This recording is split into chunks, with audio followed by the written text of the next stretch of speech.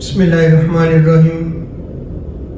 مولاي صلی وسلم دائما ابدا علی حبیبک خیر خلق کلہم۔ اللہ رب العزت کا بے پایان لطف و کرم اور احسان عظیم ہے کہ جس نے ہمیں آج کی بابرکت محفل میں اکٹھے ہونے کی توفیق عطا فرمائی، سب سے بڑھ کر یہ کہ ہمیں دولت ایمان سے بہرامند فرمایا۔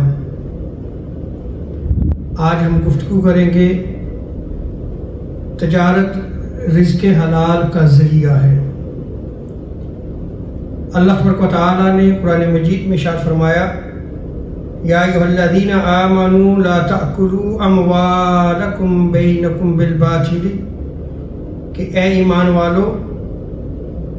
تم باطل ذریعے سے اپنے اموال کو نہ کھاؤ۔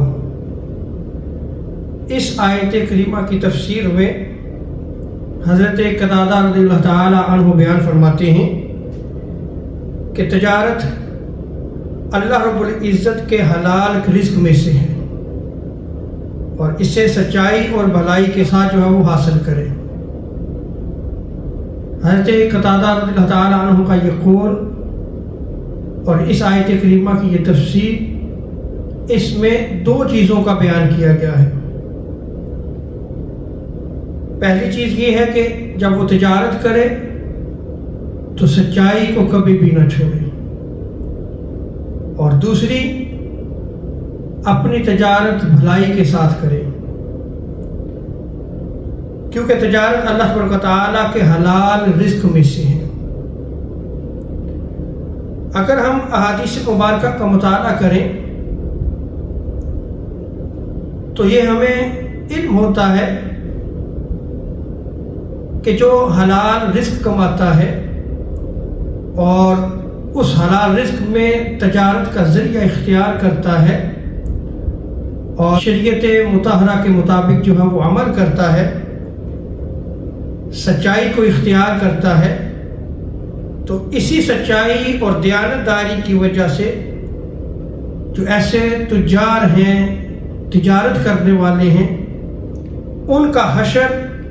روز قیامت اللہ رب العزت کے مقربین کے ساتھ ہوگا۔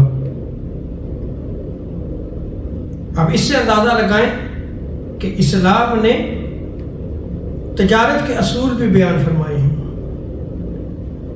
کہ جو بندہ بزنس کرتا ہے، تجارت کر رہا ہے، اس کے کیا اصول ہیں۔ ہم تجارت میں کیا شریعت مطہرہ کے اصولوں کو ملحوظ خاطر رکھتے ہیں یا کہ نہیں،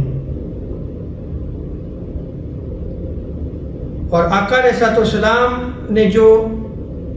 تربیت فرمائی تجارت کے حوالے سے، سیرت مطہرہ میں آقا علیہ السلام نے جو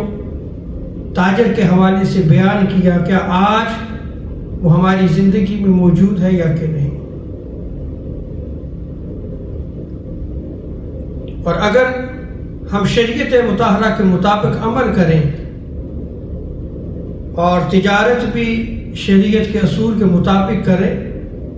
تو نہ صرف دنیا میں کامیابی ہے بلکہ آخرت میں بھی کامیابی اور کامرانی ہے۔ اسی لیے حضرت عبداللہ ابن عمر رضی اللہ تعالی عنہما وہ بیان کرتے ہیں کہ آقا علیہ السلام نے ارشاد فرمایا، سچے تاجروں کا حشر قیامت کے دن شہیدوں کے ساتھ ہوگا، یعنی سچا تاجر روز قیامت شہداء کے ساتھ اٹھایا جائے گا۔ وہ ایسا تاجر ہے کہ جس نے سچائی کا سہارا لیا، یہ ایسا تاجر ہے کہ جس نے آقا علیہ السلام کی شریعت مطہرہ کے مطابق جو ہے وہ تجارت کی، اس نے اپنی تجارت کے اصول جو اسلام نے اس کو دیے تھے ان کو لیا، اس کے مطابق وہ تجارت کرتا رہا، تو روز قیامت اللہ رب العزت اس کا حشر شہیدوں کے ساتھ کرے گا۔ اسی طرح حضرت ابو سعید رضی اللہ تعالی عنہ بیان کرتے ہیں کہ آقا علیہ السلام نے ارشاد فرمایا کہ سچے تاجروں کا مقام حضرات انبیاء کرام علیہ السلام، شہداء اور صالحین کے ساتھ ہوگا، اللہ اکبر، وہ تجارت کر رہا ہے اور اس تجارت میں وہ شریعت کے اصولوں کو ملحوظ خاطر رکھتا ہے،